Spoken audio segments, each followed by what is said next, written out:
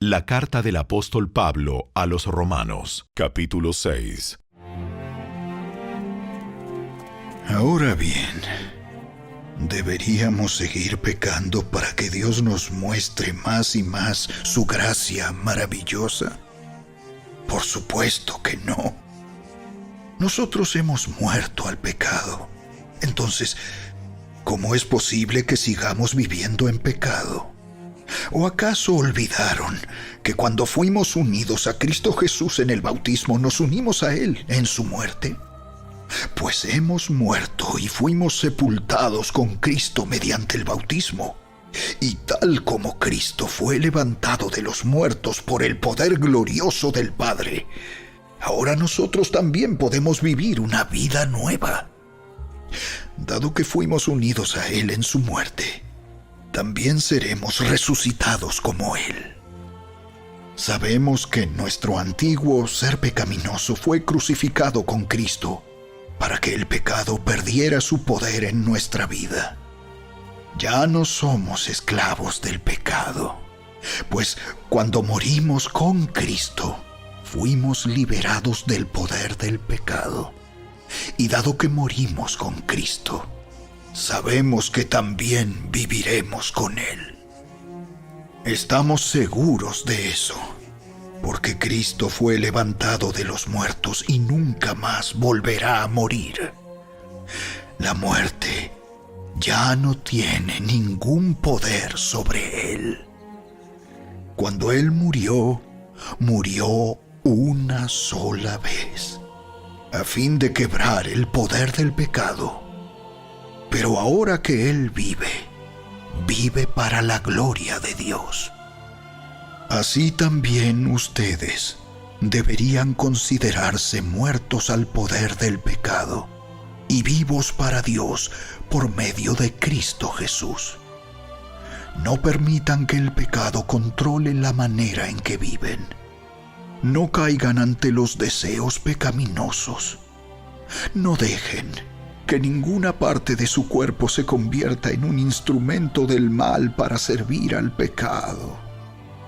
En cambio, entréguense completamente a Dios, porque antes estaban muertos, pero ahora tienen una vida nueva. Así que usen todo su cuerpo como un instrumento para hacer lo que es correcto para la gloria de Dios. El pecado ya no es más su amo, porque ustedes ya no viven bajo las exigencias de la ley. En cambio, viven en la libertad de la gracia de Dios.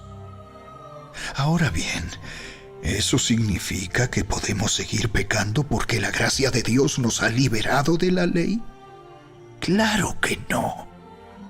¿No se dan cuenta de que uno se convierte en esclavo de todo lo que decide obedecer? Uno puede ser esclavo del pecado, lo cual lleva a la muerte, o puede decidir obedecer a Dios, lo cual lleva a una vida recta. Antes ustedes eran esclavos del pecado, pero gracias a Dios, ahora obedecen de todo corazón la enseñanza que les hemos dado. Ahora son libres de la esclavitud del pecado y se han hecho esclavos de la vida recta. Uso la ilustración de la esclavitud para ayudarlos a entender todo esto, porque la naturaleza humana de ustedes es débil. En el pasado se dejaron esclavizar por la impureza y el desenfreno, lo cual los hundió aún más en el pecado. Ahora deben entregarse como esclavos a la vida recta para llegar a ser santos. Cuando eran esclavos del pecado, estaban libres de la obligación de hacer lo correcto. ¿Y cuál fue la consecuencia?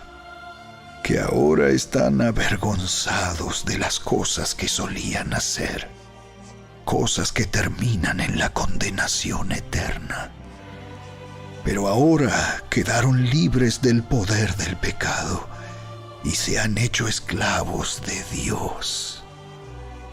Ahora hacen las cosas que llevan a la santidad y que dan como resultado la vida eterna. Pues la paga que deja el pecado es la muerte, pero el regalo que Dios da es la vida eterna por medio de Cristo Jesús, nuestro Señor.